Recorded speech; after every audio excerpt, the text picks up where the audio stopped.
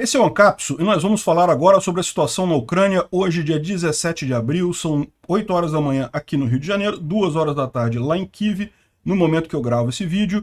E tem mais um caso absurdo de crime de guerra russo.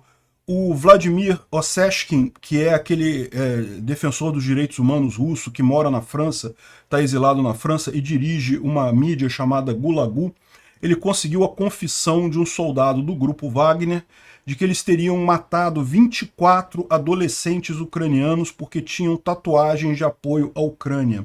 Isso, não preciso dizer, é um crime de guerra absurdo. Não está claro se esses adolescentes seriam ligados de alguma forma ao exército ucraniano, mas da mesma forma foram executados. Isso é crime de guerra, um absurdo completo o que está sendo falado. A gente vai ver em detalhes isso daí, né? Os ucranianos, por seu lado, estão focados em destruir equipamentos de guerra eletrônica russa, né?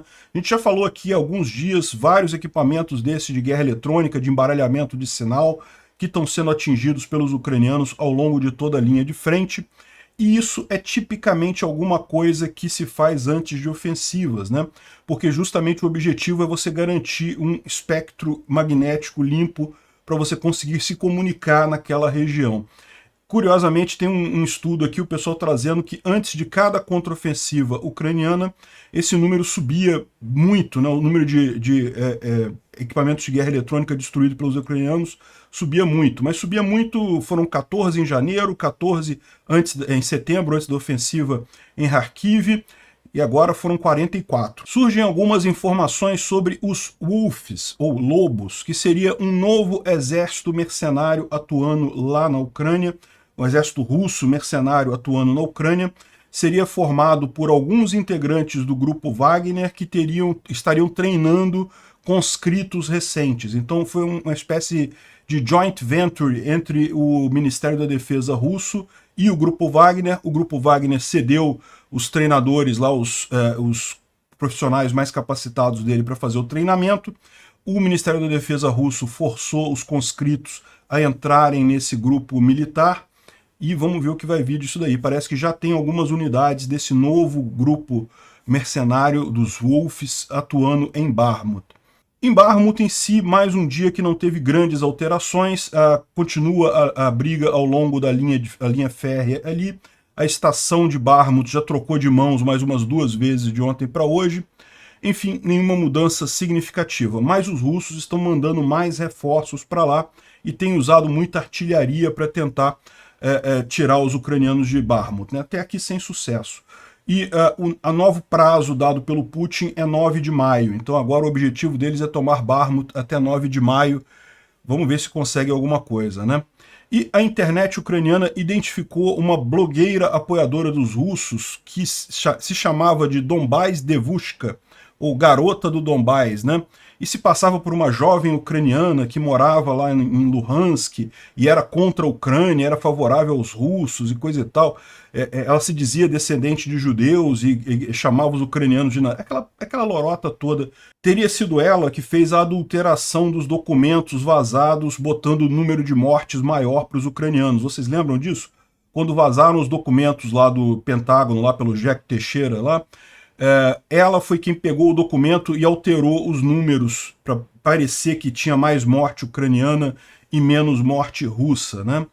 E bom, no final descobriram quem é ela. O nome dela é Sarah Bills e ela é uma senhora de meia idade que mora em Nova Jersey, né? Ou seja, estava fazendo propaganda para os russos dentro dos Estados Unidos. O mais engraçado é o seguinte: ela estava coletando ajuda para equipamentos russos e coisa e tal, para comprar, ajudar os russos.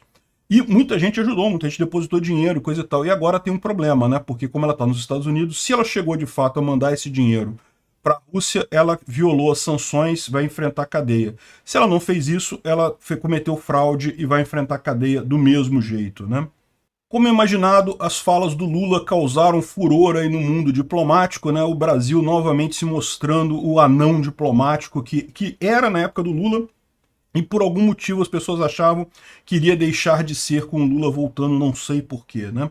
Um absurdo completo, isso é o que eu falo para vocês. Houve erros na diplomacia do Bolsonaro? Sim, houve, mas foram insignificantes perto da barbárie que está sendo feita por esse idiota semicerebrado do Lula, né? Enfim, a The Economist fala que o Lula corre o risco de parecer ingênuo, tentando ser leve com ele, mas não, ele não é ingênuo, o The Economist. Esse cara, ele tem um cérebro dos anos 1950. Ele está ainda achando que revolução comunista é uma coisa positiva. Essa velharada comunista que tem aqui no Brasil, que acha que Fidel Castro foi o máximo, que a Revolução de Cuba foi uma coisa linda, esse pessoal nunca conseguiu superar o fato de que o comunismo deu errado em qualquer lugar, lá na Rússia e em Cuba também. Enfim, o Lula é muito pior do que um idiota completo. Ele é um idiota malicioso, é um idiota que quer o pior para o Brasil. E bom, hoje chega o Lavrov no Brasil, né? Infelizmente. Além daqueles encontros em São Paulo e Brasília que eu já anunciei ontem, também vai ter protesto aqui no Rio de Janeiro, em frente à embaixada, ao consulado russo aqui no Rio, que fica lá no Leblon. Eu vou estar lá às 11h30, quer dizer, começa às 11h30 o negócio, eu não devo chegar às 11h30, devo chegar um pouquinho mais tarde, mas eu vou lá com certeza, tá? Vamos falar sobre esses e outros assuntos em detalhes. Essas notícias foram sugeridas por A Dilma Voltou e Já Dilmou, João Alves e várias outras pessoas. Obrigado aí ao pessoal que sugeriu a notícia. Obrigado a você que está assistindo o nosso vídeo. Se você gosta do nosso conteúdo, por favor, deixe o seu like e se inscreva aqui no canal, né? E o Vladimir Osechkin, ele é um russo que fugiu da Rússia e ele tem ajudado, inclusive, a fazer pessoas, a extraditar pessoas, a tirar a gente dentro da Rússia e coisa e tal, pessoas que querem se livrar do governo do Putin, né? E ele falou sobre uma grande revelação aqui que que isso vai ser publicado hoje, né, nessa segunda-feira, que seria uma grande revelação. Mas já está correndo na internet esse vídeo aqui, então eu não sei se vazou antes do tempo, o que houve, ou se já é o pessoal do Gulagu distribuindo esse vídeo, enfim, não dá para saber exatamente. Mas esse caso aqui justamente, dá para ver a entrevista dele, tá vendo? É ele aqui, ó, o Vladimir Osechkin, entrevistando um cara do Grupo Wagner, e o que o cara do Grupo Wagner está dizendo é que eles atiraram em 24 crianças ucranianas sob ordem do Prigozhin, né? Eu entendo que ele deve estar se referindo a adolescentes aqui, né? Não crianças no sentido do português, porque elas teriam sido mortas por causa de tatuagens, né? Eu não sei se tem algum costume de tatuagem em criança, mas enfim. И сколько вот тогда вот это в феврале 23-го года вот... A entrevista dele aqui, eu não vou tocar porque está em russo, a gente não entenderia mesmo. Enfim, e essa deve ser a grande revelação. Foram executados, ou seja, isso é execução de prisioneiros de guerra. Mesmo que fossem adolescentes, que você pode achar, não, mas adolescente pode estar trabalhando no exército, coisa e tal, mas eram prisioneiros de guerra e foram executados pelo Grupo Wagner. Isso é um absurdo, um crime de guerra enorme. E o que é tão impactante nesse caso aqui é porque isso certamente pode ligar o Prigozhin diretamente a crimes de guerra, né? O Tribunal de Haia pode usar isso daqui, por quê? Porque um ponto que você tem sempre de crueldade da tropa é que o líder da tropa pode falar, não, mas eles mataram, eles que estão errados, não eu. O caso aqui, o cara está dizendo que foram ordens diretas do Prigozhin para matar esses prisioneiros de guerra. Então isso é um crime de guerra, já pode já pode expedir o mandado de prisão do Prigozhin. E se você acha que isso não quer dizer nada, não muda nada, porque ele está lá na Rússia, né? Ninguém vai entrar lá na Rússia para prender ele, mas certamente isso atrapalha a vida dele, isso permite mais sanções ao Grupo Wagner, dificulta a movimentação dele. Isso é algo que vai fazer diferença sim, né? Mais um absurdo aqui cometido pelos russos. Bom, ontem a central termoelétrica de Belgorod foi atingida por drones, né? Aqui está falando em 7 drones, mas o pessoal só fala que foram atingidos por drones. E parece que uma parte da cidade ficou sem luz ontem, né? Não dá para saber exatamente o que foi aqui. É possível que tenha sido um ataque ucraniano, sim, é possível que tenha sido uma retaliação ucraniana as várias vezes que os russos fizeram esse tipo de ataque com cidades ucranianas, né? E tá o pessoal aqui russo preocupado por conta daquela ideia que saiu já, que está circulando entre os russos há algum tempo. Eu particularmente, já falei para vocês, não acho que isso seja uma coisa factível, mas a gente não sabe, que é a ideia de que os ucranianos vão capturar Belgorod, Kursk e Briansk para tentar trocar isso pela Crimeia, né? A gente já falou sobre isso circulou essa ideia aí durante muito tempo. Briansk, essa área aqui, Kursk aqui e Belgorod aqui. De fato, são áreas muito mais fáceis para os ucranianos atacarem e tomarem do que a Crimeia. A Crimeia ela tem uma defesa natural por ser uma península, né? por ter alguns poucos pontos apenas de contato com a Terra. Enfim, é uma possibilidade? É. Eu acho que vai acontecer? Não, não acho. Acho que seria muito complicado os ucranianos fazerem isso. Bom, teve também um outro incêndio que foi no centro de Moscou, um café chamado Plov Center, pegou fogo aqui. Agora, a questão toda é, esse café fica próximo de uma planta elétrica na região, ou seja, provavelmente tentaram atingir a planta elétrica, acabaram atingindo o café do lado, né? De qualquer forma, um ataque desse tipo, tão próximo assim de uma planta elétrica lá em Moscou, é algo significativo mesmo, né? Bom, a gente tem visto o foco ucraniano em destruir sistemas de jamming, né, de guerra eletrônica, como por exemplo esse R330ZH. Eu já tinha falado sobre isso alguns dias atrás, aí no dia seguinte teve um outro que foi destruído também, que é essa imagem que está aparecendo aqui, ó, um outro sistema de guerra eletrônica russo que também foi destruído. E o Chris O, ele traz aqui uma thread sobre isso, explicando que a Rússia já perdeu 1 bilhão em equipamentos de guerra eletrônica, e de acordo com o MOFAR, que é um grupo de OSINT, né, de análise independente. E isso aumentou muito em março e abril de 2023. Aí o curioso que ele coloca aqui, ó, é justamente esse gráfico aqui que mostra o número de equipamentos de guerra eletrônica e radares que foram destruídos em cada mês aqui da guerra, né? E se você reparar, em março de 2022, que foi na época da contraofensiva lá no norte da Ucrânia, né, que os ucranianos retomaram todo o norte, foram 18 equipamentos desses. Aí depois caiu o número 8, 5, 3, 5, 3. Aí quando foi em setembro, antes da contraofensiva de Kharkiv, na verdade foram duas contraofensivas na mesma época, vocês lembram, né? Kharkiv e Kherson, e foram 13 equipamentos desses destruídos também nessa época, né? Aqui, aí depois continuou aqui. Repara que em novembro também, quando teve a liberação de Kherson, também teve um pouquinho mais aqui, 9, embora no caso de Kherson não tenha sido propriamente uma contraofensiva, os ucranianos estavam só desgastando as tropas russas até elas abandonarem totalmente ali a margem direita do Dnipro, né? Aí depois, quantidade pequena. Agora, olha só isso daqui, né? Em março já foram 34 equipamentos desses destruídos. E agora em abril, nós estamos no meio de abril, tem muito abril para terminar o mês, né? Já foram 10 destruídos, então a gente já está com uma contagem aqui de 44 destruídos nos últimos 2 meses, e ainda tem alguns dias aqui em abril ainda para aumentar essa conta. O que mostra que justamente que é uma destruição de uma contraofensiva muito ampla. O número de equipamentos que eles estão visando nisso daqui faz sentido ser realmente uma contraofensiva ampla, porque, lembra, esses equipamentos são aqueles equipamentos que justamente dificultam o uso de rádio, o uso de drones, o uso de equipamentos próximos da linha de frente. Então faz todo sentido que antes de uma contraofensiva você busque destruir exatamente esses equipamentos para você não ter problemas quando você for avançar, né? Aqui tem um inventário das coisas que foram destruídas, e aí tem vários tipos de equipamento aqui, né? Bem interessante esse posicionamento aí, né? Indica que alguma coisa vai acontecer em breve, né? E está circulando essa imagem aqui de uma grande preparação aqui, um monte de tropas ucranianas, um monte de equipamentos blindados e coisa e tal. Tem gente dizendo que esse vídeo é um vídeo antigo, né? Ele tá circulando agora. Mas, de fato, os equipamentos são, na sua maior parte, equipamentos soviéticos. Então é possível que seja alguma coisa mais antiga. De qualquer forma, o importante é a representação da coisa.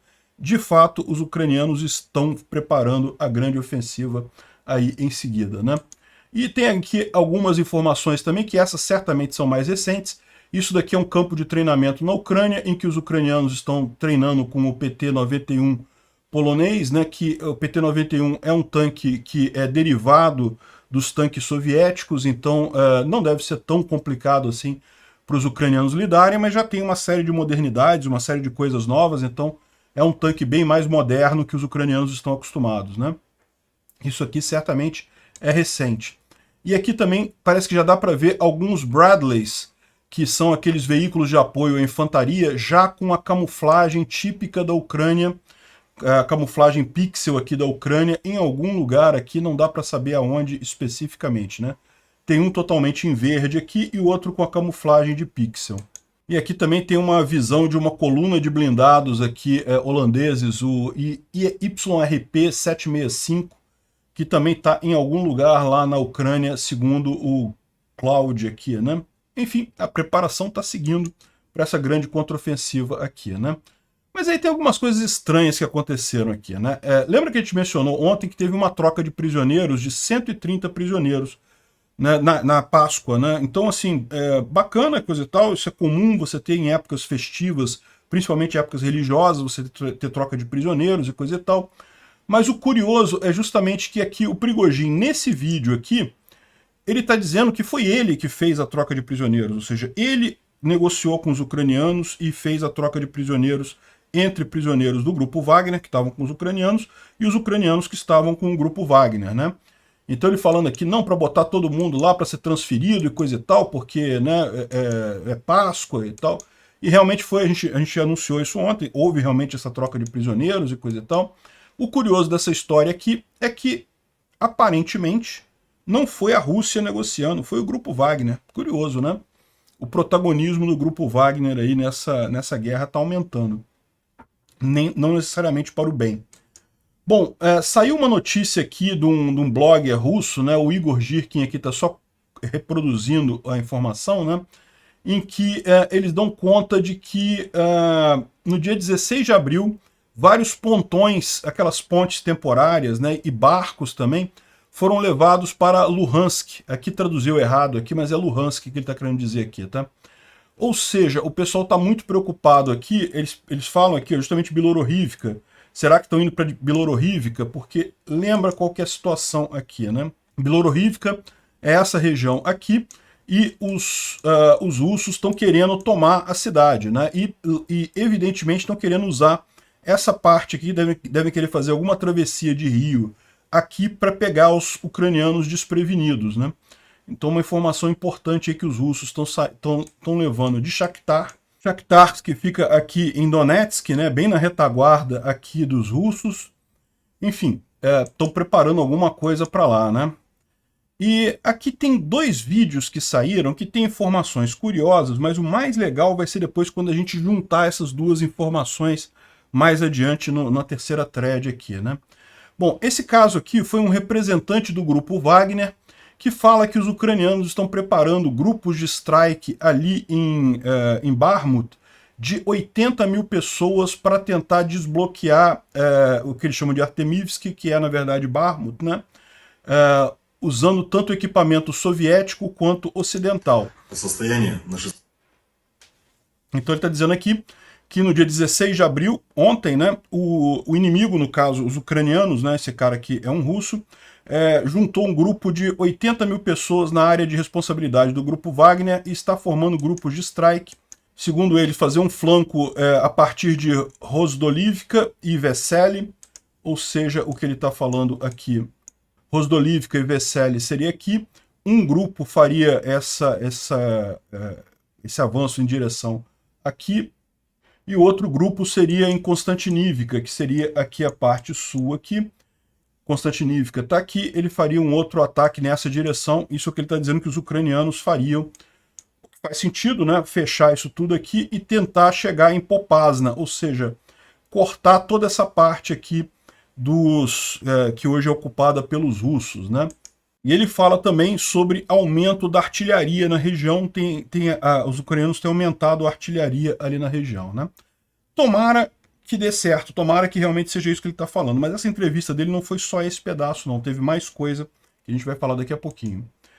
Outra coisa curiosa foi isso daqui, ó. Um grupo de mobilizados de Moscou e Ivanovo, que é uma região próxima a Moscou também, gravaram um vídeo reclamando que eles foram retirados ilegalmente da região de Rostov-on-Don e que isso parece que agora eles não sabem quem é que está comandando eles, que eles não têm mais agrupamento, que eles estão em algum lugar de Luhansk e não sabem o que fazer e coisa e tal. Então, isso daqui parece aquelas reclamações que a gente já viu tantas vezes soldados russos fazerem por aí, mas na verdade é mais do que isso. Esse pessoal aqui é de fato o pessoal conscrito, o pessoal recém-mobilizado para o exército russo, que está sendo colocado sob guarda do grupo Wagner, para a criação de um outro grupo, que é os chamados Wolves, né? E isso quem explica para a gente é o Tatarigami aqui, que faz essa ligação, e ele estava dizendo na última thread dele, que surgiu um novo PMC que está atuando lá em Bakhmut, né? PMC seria Private Military Company, ou Companhia Militar Privada, e no caso seria um exército mercenário, né? Como é o Grupo Wagner. E a gente sabe que tem vários outros lá na Rússia. Depois que o Grupo Wagner fez tanto sucesso, um monte de gente criou outros grupos desse tipo, né? Enfim, e qual que é a grande vantagem disso? É aquela que eu mencionei, né? É a vantagem de você ser mais distribuído, menos centralizado. O exército russo é cheio de burocracia e coisa e tal. Um exército, um grupo militar, paramilitar no caso, né? Um grupo de mercenários, as coisas acontecem muito mais rápido, tem muito mais agilidade para contratar, para comprar, para mudar a regra e coisa e tal. Então, no final das contas, já é isso daqui efeito da informação descentralizada e distribuída, o fato de que as organizações tendem a se achatar, a ficar menos centralizadas, né? E, enfim, o Grupo Wagner, então, estaria participando dessa criação desse outro grupo chamado Wolves, né? E parece que os Wolves, né, ou seja, os lobos, estão sendo uma joint venture do Ministério da Defesa e o Grupo Wagner. Então, o que aconteceu é justamente isso. Esse pessoal aqui eles saíram das bases, aí tem os números das bases aqui, mas não interessa, e acabaram sendo colocados nesse novo grupo, que justamente é o quê? O Grupo Wagner tirou... lembra que o Grupo Wagner saiu de Bakhmut, basicamente, né? A maior parte da luta ali em Bakhmut agora é feita pelos VDV, pelos paraquedistas de elite russos lá. O Grupo Wagner em si saiu justamente porque já estava tão desgastado, já estava tão sem capacidade, que não conseguia fazer mais nada, arriscava desaparecer completamente. Aí qual que foi o acordo que eles fizeram? Esses soldados do Grupo Wagner, que tem muita experiência e coisa e tal, vão treinar esses conscritos novos agora, desse novo grupo Wolves, que já está sendo usado em alguns lugares. Em alguns lugares lá de Bakhmut já tem gente desse novo PMC aí, dos Wolves, lutando ali. Por enquanto ainda é incipiente, é mais para treinamento mesmo, mas essa é a ideia dos russos, né? E, bom, aquela entrevista que o cara deu ali, na verdade, tem mais coisa em que ele fala justamente de que esse pessoal que estava reclamando aqui, eles agora estão servindo no Grupo Wagner. Mas, segundo o pessoal está dizendo aqui, isso é falso, porque eles não assinaram contratos com o Grupo Wagner. Então eles têm contratos com o Ministério da Defesa, que eles foram mobilizados, e não com o Grupo Wagner. Enfim, uma confusão danada que eles estão fazendo lá. Ou seja, do ponto de vista jurídico, é um limbo jurídico completo, né? E parece que os Wolves estão sendo treinados pelos instrutores do Wagner, que recentemente retornaram da linha de frente. E o treinamento está sendo feito em locais do Wagner, né, em acampamentos do Wagner, né? E o propósito desse exército filho do Wagner, né, não está muito claro, né? Mas o provável é que justamente isso foi uma espécie de acordo com o Ministério da Defesa russo para tentar sair dessa briga que eles estão, né? Enfim, não dá para saber exatamente, mas bem curioso aqui essa informação. Bom, Bakhmut, isso aqui é uma imagem recente de lá, dá para ver muito uso de artilharia na cidade, de fato,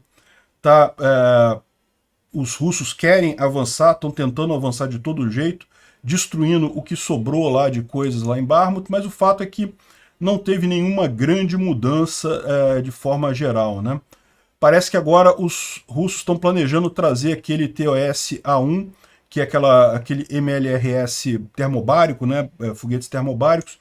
Isso é algo bastante complicado, mas, enfim, não é tão eficiente. Já usaram antes em Bakhmut também, não faz tanta diferença no final das contas. E os ucranianos costumam destruir essas armas também, fazendo a tal da Bavovna. A estação de trem teve vários vai e volta, né? A gente já falou sobre isso, os russos pegaram, os ucranianos pegaram de volta, enfim. E, enfim, a situação não mudou grande coisa. Ele está dizendo aqui, o Paystyle One, que ele imagina que o Zaluzhny está esperando o resultado do Ramstein do dia 21 de abril, que vai dar a última decisão sobre a contraofensiva ucraniana neste momento, né? Os russos certamente já se exauriram completamente, já estão com pouco hardware, poucas armas, e não conseguem mais ofensiva em lugar nenhum, a não ser em Bakhmut, ou seja, talvez seja a hora mesmo, né? Vamos ver como é que vai acontecer isso. O Noel traz aqui um mapa de Bakhmut, falando que realmente a luta está agora na linha de trem, né, na linha férrea que corta a cidade, e com idas e vindas aqui na estação. A gente já sabia disso, essa área aqui eu falei para vocês ontem que já tinha sido tomada pelos russos mesmo. Aqui também provavelmente já está com os russos também.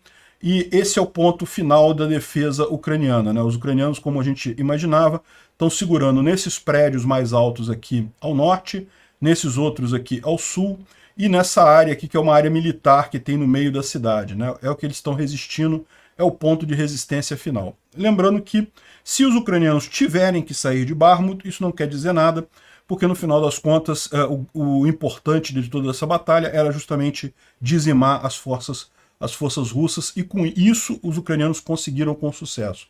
Batalha de Bakhmut é uma vitória ucraniana, mesmo que os ucranianos tenham que sair de lá agora, né? Mas não estou dizendo que vão sair não, tá? Vamos ver como é que vai ser. Essa aqui é a estratégia de defesa deles mesmos, né? O Instituto para o Estudo da Guerra fala aqui sobre a questão do grupo Wagner ter saído de Bakhmut, e agora quem está fazendo isso lá, quem está lutando lá é o VDV. Olha só, está falando aqui sobre cooperação do exército russo com o grupo Wagner. Ele não chega a falar aqui do grupo do tal dos Wolfs, né? Mas dá a entender que de fato está havendo essa cooperação entre essas duas entidades, né? Isso não é uma coisa positiva não, tá? Porque era melhor para a gente quando eles estavam brigando entre eles, mas enfim. O caso que chamou muita atenção ontem foi justamente o caso da Donbas Devushka. Donbas Devushka, a tradução seria Garota do Donbás, né? Que era uma blogger, né? Porque tinha canal no Telegram, canal no YouTube, Twitter, tinha todas as redes sociais, e ela nunca mostrou o rosto antes, está mostrando o rosto aqui agora, mas ela fazia justamente propaganda pró-Rússia, fazia podcast, fazia entrevista, fazia um monte de coisa com o pessoal pró-russo, né? E segundo ela se dizia ser uma jovem que morava em Luhansk e que era ucraniana, mas era contra a Ucrânia, porque, né, era contra os nazistas ucranianos, e a família dela de ascendência judia, né? E no final das contas, tudo mentira. Não é de nenhum lugar eslavo, nem da Ucrânia, nem da Rússia. É uma senhora lá de Nova Jersey. Essa foto aqui provavelmente é a foto antiga que ela botou. É uma pessoa de meia idade e estava fazendo propaganda para os russos. Por quê? Provavelmente por dinheiro. Não dá para saber, mas eu vou explicar para vocês mais. Enfim, aqui o pessoal começou a estudar o caso e ela teve outros nomes no meio do caminho, né? Mia Medvedev, Luhansk Orlife, enfim, um monte de contas que ela criou aí ao longo do caminho, sempre com muita propaganda russa aqui, né? E aqui está o podcast dela e coisa e tal. E também, em determinado momento, ela começou a trabalhar com venda de peixes tropicais. Não sei se isso daí era só uma fachada para alguma outra coisa, ou se realmente era um negócio legítimo dela, mas uma coisa muito estranha aqui, né? E justamente no canal de Telegram dela, foi um dos primeiros lugares em que apareceram aqueles documentos do Jack Teixeira, com a mudança no número de mortos ali. A gente mostrou isso na época, quando vazou esses documentos. O documento aparentemente era autêntico, mas o número ali, o pessoal chegou a adulterar para dizer que a Ucrânia tinha muito mais mortes e a Rússia tinha muito menos mortes, né? O que é errado, a gente sabe disso. Até por lógica militar, quem ataca sempre tem muito mais perdas do que quem defende. Então não tem lógica nenhuma isso. Mas ela foi provavelmente foi ela quem alterou isso daí e divulgou essa coisa alterada, né? E aqui está ela participando de várias entrevistas, né? Tá vendo? Ela aparece sempre como uma só imagem, não aparece ela fisicamente. E daí sempre aquela coisa idiota de nazistas ucranianos, laboratórios biológicos e não sei o que lá, mundo multipolar, essas besteiras todas, que é típico de ativo russo falando essas merdas, né? Eu fico com pena de quem compra essas coisas e acha que isso é verdade, ou que tem alguma base de verdade. Mundo multipolar. Seria ótimo um mundo multipolar, se tivesse realmente lideranças dignas de outro lado, né? Não vai ser Putin e a China que vão fazer um mundo multipolar, não tem lógica isso. Bom, tem outros também, outras pessoas que colaboraram também com ela. E aqui parece que é uma foto dela do casamento. Na verdade, no final das contas, o nome dela é Sarah Bills, e ela já foi da Marinha Americana e divorciada, mora em Nova Jersey. Aí identificaram até a casa dela aqui pela imagem da janela, tá vendo? Fizeram a imagem aqui, descobriram a casa dela, e aí pegaram um vídeo dela falando no negócio dela de peixes tropicais e coisa e tal, loja de peixes tropicais, e aí viram que era a mesma voz dela, só que ela sem ela fazer ela fazia um sotaque russo forçado, né? Ela não fala russo, não tem nada disso. Enfim, curioso isso daí, conseguiram pegar ela, e o mais engraçado da história é que ela tinha uma loja em que ela vendia bugigangas e falava que botava coisa para ser, para quem quisesse ajudar o exército russo e coisa e tal, doar dinheiro e coisa e tal. E aí que tem a coisa curiosa, né? Porque se ela realmente mandou esse dinheiro para a Rússia, ela estava em Nova Jersey, então ela não tem como ter feito muita coisa. Mas se ela mandou esse dinheiro para a Rússia, ela cometeu a violação das sanções. É uma pena muito séria lá nos Estados Unidos. E se ela não mandou o dinheiro, então ela cometeu fraude, né? Provavelmente foi fraude, ela ficou com essa grana. No final das contas, muitas dessas pessoas que tem por aí se fazendo de apoio russo, na verdade, está fazendo isso, né? Está pegando esse pessoal fringe, né? O pessoal que está ali na beirada do espectro político, que por algum motivo acha que a Rússia... Não sei como isso passa pela cabeça de uma pessoa, mas por algum motivo esse pessoal acha que a Rússia tem alguma coisa de razão, e daí é dessa maneira que o pessoal se financia. Eles ganham doações, o pessoal doa para eles, olha que beleza. Então, no final das contas, a mulher não era nada do que ela dizia que era, não tem ascendência russa, não tem ascendência judia, não tem nada, e estava ganhando dinheiro dessa forma, né? Uma forma de ganhar dinheiro. Bom, parece que a maior parte das contas dela já foi suspensa já, né? Enfim, vamos ver como é que vai seguir isso daí, porque ela, lembra, ela está nos Estados Unidos, né? Então, será que vai ter alguma ação dos americanos, do FBI, contra ela? Será? Vamos ver. E, lógico, o pessoal tá rindo pra caramba, porque ela, de fato, conseguiu enganar um monte de gente, né? Um monte de doações. Existe uma outra suspeita dessa história também, que é o que eu falo para você, né? A gente não pode descartar a hipótese de quem financia esse pessoal seja realmente a Rússia, né? Qual que é a ideia? Essa pessoa abre uma coisa para ajudar soldados russos e coisa e tal, e porque, tipo assim, não tem muito como a Rússia mandar dinheiro para a pessoa diretamente, daria muito trabalho, seria muito perigoso, né?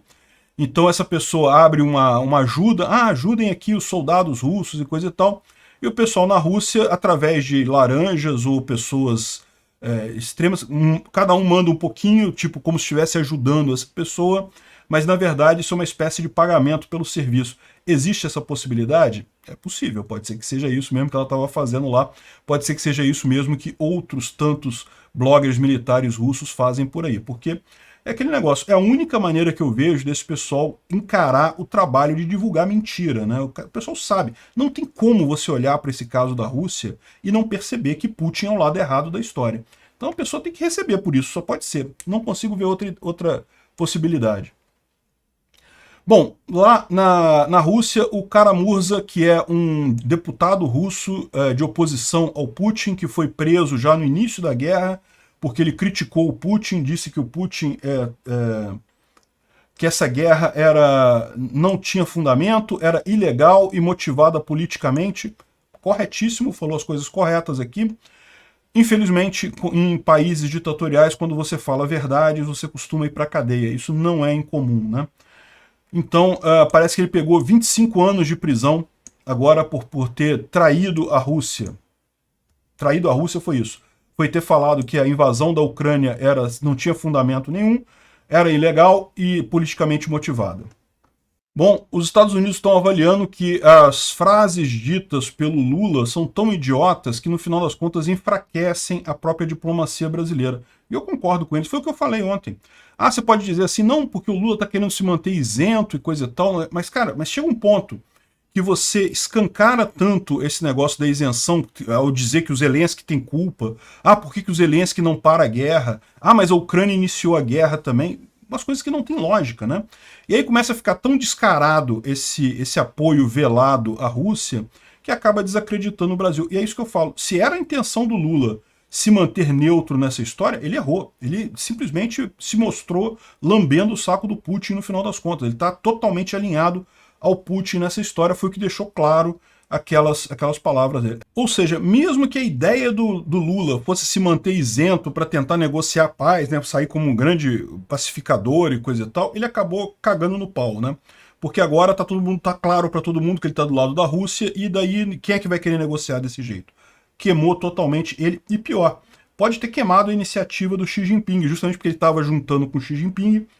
É possível que agora essa fala do Lula tenha sido tão desastrosa que queimou essa possibilidade também, né? O The Economist falou assim que o Lula corre o risco de parecer ingênuo. Esse pessoal, cara, ficou ouvindo a imprensa brasileira sobre política brasileira, eu vou te falar um negócio.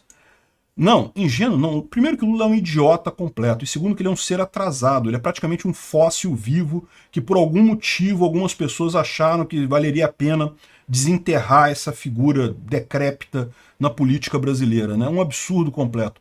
Não, esse sonho de ser pacificador global, para com isso é ridículo. Eles estão encarando a coisa como se o Lula quisesse ser o pacificador global e coisa e tal. E eu não duvido que na megalomania do Lula ele tenha essa visão mesmo. Ele já tentou isso na Palestina. Vocês lembram? Esse negócio vexaminoso, lá em 2007, 2008, quando ele tentou fechar um acordo para resolver o problema de Israel e Palestina. Cara, que coisa vergonhosa aquilo, cara.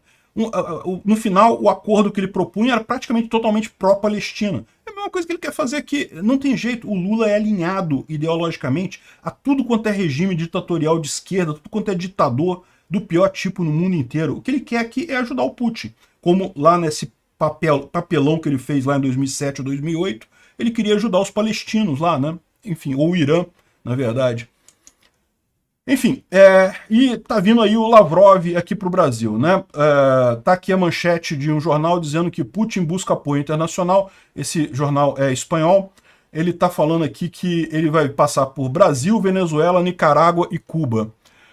Olha só o grupo que a gente está entrando com a política externa do Lula, né? Olha só aonde, quem são os coleguinhas nossos nessa jornada. Tudo quanto é ditadura sanguinária de esquerda na América Latina. E olha só, não é nem os países de esquerda na América Latina, que você tem uma esquerda mais esclarecida, com o Boric lá no Chile, coisa e tal. Não, é o pessoal mesmo, pé na jaca do comunismo, aquela galera velha que ainda vê até hoje o Fidel Castro como ídolo, né, quer fazer a revolução do Fidel Castro na América Latina inteira. É nesse ponto que a gente está. É com esse grupo que a gente está classificado agora. Enfim, o Lavrov, para quem não sabe, é um homem de confiança do Putin, é um braço direito do Putin, que por enquanto ainda não está com pedido de prisão decretado pelo Tribunal de Haia. Eu imagino que muito em breve isso vai acontecer, mas por enquanto ele ainda pode viajar. A grande questão é o que ele vem fazer aqui no Brasil. Isso é uma coisa preocupante mesmo, não só na relação da guerra da Rússia com a Ucrânia, mas com relação à política brasileira mesmo, tá? Como a gente sabe, o Lula está muito fraco no poder. Para ter um impeachment dele, pouco custa. Já tem muita gente que apoiou o Lula no início e já está revendo a posição nesse momento. Para ter impeachment do Lula, pouco custa. Ele não vai querer que isso aconteça. Ele vai querer se defender. Que tipo de coisa que ele não está tramando por trás disso, né? E ontem eu falei para vocês sobre o encontro que vai ter lá em São Paulo às 12h30, né? Hoje, dia 17 de abril, vai ser o encontro. Hoje, às 12h30, em frente ao Consulado Russo, na Avenida Linneu de Paula Machado, 1366, no Jardim Everest, metrô Butantã. Então, quem quiser ir lá protestar contra o Lavrov, é muito bem-vindo. E também vai ter uma manifestação também, 12h30, lá em Brasília, em frente ao Palácio do Itamaraty. Então, vai ter manifestação lá também. E agora vai ter aqui no Rio de Janeiro também, ó. Tá marcado às 11h30, em frente ao Consulado Russo, que fica na rua Professor Azevedo Marques, número 50, lá no Leblon. É aqui no finalzinho do Leblon, ó, chegando já na Visconde de Albuquerque, aqui, né, no Jardim Pernambuco e coisa e tal. Aqui, ó, para quem vai de metrô, a melhor alternativa é descer na Antero de Quental, no Leblon, e andar até lá. Tem que andar um pedacinho, tá? Não é pertinho, não. Ou eu não sei que ônibus que pode pegar para cá também. Então vamos fazer o protesto. Eu vou estar lá, tá? Eu não chego às 11h30 não, porque eu tenho que gravar pelo menos uns 2 vídeos antes de poder sair aqui na minha manhã, então eu devo chegar um pouquinho mais tarde, mas eu vou sim. Obrigado por assistir o vídeo até o final. Além de curtir, compartilhar e se inscrever no canal, considere se tornar patrocinador com valores a partir de R$ 1,99. Clique no botão Seja Membro abaixo para saber as condições e vantagens de patrocinar o canal. Mais informações sobre o nosso projeto, visite nossos sites indicados na tela.